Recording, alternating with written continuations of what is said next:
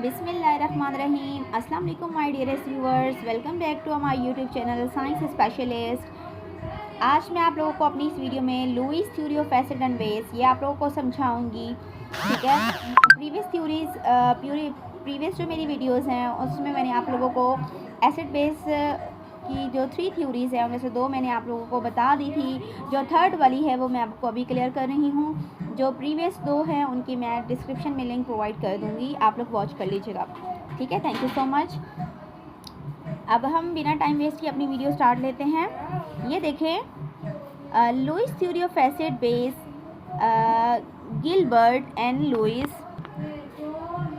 Gilbert and Lewis put forward his definition of acid and bases in the year 1923 according to the theory के मुताबिक जो Gilbert and यानी कि Newton Lewis थे उन्होंने 1923 के अंदर एसिड बेस की थ्योरी को फॉरवर्ड किया। इन्होंने बताया है, जैसे कि हमारी प्रीवियस थ्योरीज थी उसमें ब्रॉन्स्टन ने कहा था कि एसिड जो है वो डोनर है और बेस जो है वो एक्सेप्टर है। ठीक है, प्रोटॉन एक्सेप्टर है। लेकिन इन्होंने बिल्कुल डिफरेंट कहा है। इन्होंने कहा है कि एसिड जो होगा वो हमारे पास एक्सेप्टिंग ऑन इलेक्ट्रॉन पेयर को एक्सेप्ट करेगा और बेस जो है वो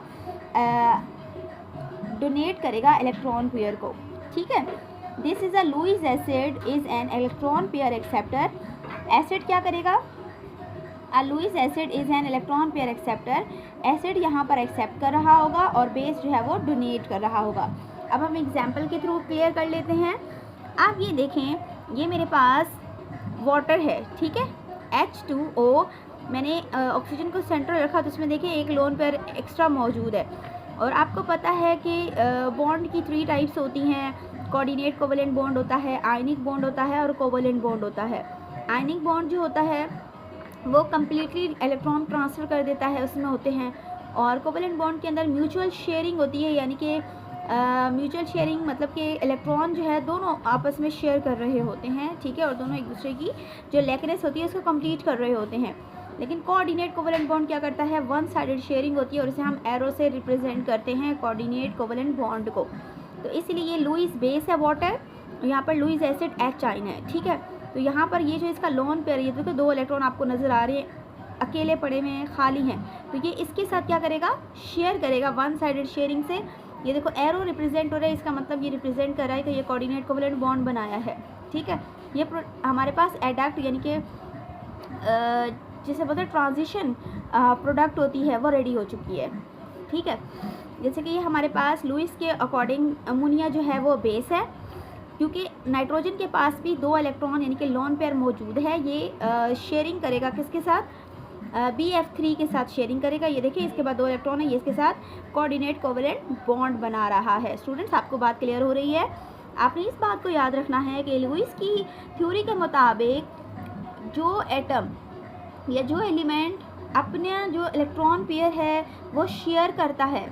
ठीक है, जो अपना इलेक्ट्रॉन पेयर शेयर करेगा वो होगा बेस, यानी कि डोनेट करेगा इलेक्ट्रॉन पेयर, डोनर। और जो एक्सेप्ट करेगा वो क्या होगा? लुईस एसिड होगा। बात क्लियर होगी? इसकी कुछ लिमिटेशंस हैं।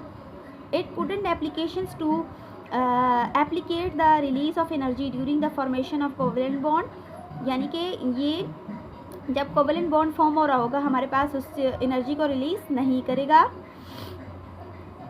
यहाँ पर ये कोवेलेंट बॉन्ड नहीं बल्कि कोऑर्डिनेट कोवेलेंट बॉन्ड होना चाहिए। ठीक है, मिस्टेक है यहाँ पर बुक में।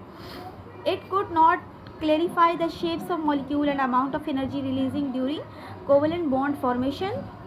यहाँ पर भी कोऑर्डिनेट कोवेलेंट बॉन्ड फॉर्मेशन के दौरान शेप के बारे में हमें पता नहीं चलेगा क्योंकि डिस्टर्ब हो जाती है shape. It couldn't explain the nature of attractive forces between the constituent atoms of a molecule, यानी कि मॉलिक्यूल के दरमियान जो अट्रैक्टिव फोर्सेस होती हैं उसको इन्होंने एक्सप्लेन नहीं किया। उसके बाद यहाँ पर बुक में मिस्टेक है, कोवेलेंट बॉन्ड नहीं बल्कि आपने लिखना है कोऑर्डिनेट कोवेलेंट बॉन्ड, जो कि अमोनिया और BF3 के दरमियान प्रोड्यूस हो रहा है। Thank you so much for watching my this video. ये देखें नीचे मैंने एक चार्ट है, समराइज हुई भी हैं तीनों थ्योरीज। ठीक है, इसमें आप थोड़ा सा देख लें कि अगर हमारे पास कोई भी एसिड जो है इसकी जो है सब्सटेंस वो पानी में यानी कि डिज़ोल्व होता है, H आयन दे दे तो वो एसिड है।